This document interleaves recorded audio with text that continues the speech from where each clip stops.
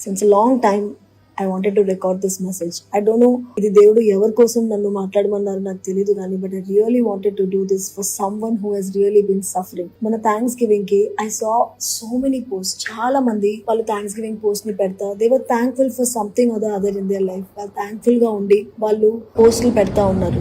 But what I felt is, are we really thankful about something in our life?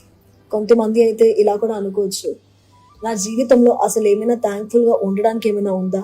Should I really be thankful for something in my life?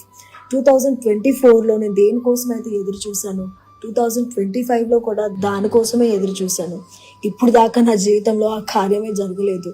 What should I be thankful for? అసలు ఏమైనా ఉందా నా జీవితంలో థ్యాంక్ఫుల్గా ఉండడానికి అని మీరు ఆలోచిస్తూ ఉండొచ్చు.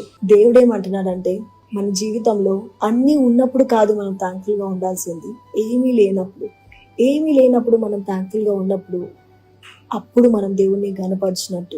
జాన్ 6:11 మనం చూస్తే యేసు ప్రభు ఆ 5 loaves of bread and ఆ 2 fishes ని తీసుకొని ఒక ప్రార్థన చేశారు. ప్రార్థన చేసినప్పుడు ఆయన ఏమన్నారంటే, he was thankful. He thanked God for that food at that moment. Thanks giving prayer చేసిన తర్వాత ఆయన లోవ్స్ ఆఫ్ బ్రెడ్ ని కట్ చేసి వాళ్ళకి ఇచ్చారు. అప్పుడు అది మల్టిప్లై అయింది, అప్పుడు అది సమృద్ధిగా అందరికి వెళ్ళింది కదండి. సో మన జీవితంలో కూడా when your thankful for what you have, God will give you what you need. In fact, He will multiply for whatever you have been waiting for.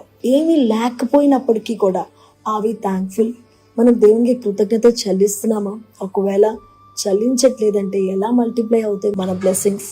మన బ్లెస్సింగ్స్ మల్టిప్లై అవ్వాలంటే మనము చేయాల్సిన పని ఏంటంటే బీ థ్యాంక్ఫుల్. థ్యాంక్ఫుల్గా ఉన్నప్పుడు మీరే చూస్తారు ఎంతో ఆశ్చర్యమైన రీతిగా ఆయన మీ జీవితంలో మీ బ్లెస్సింగ్స్ని మల్టిప్లై చేస్తారు.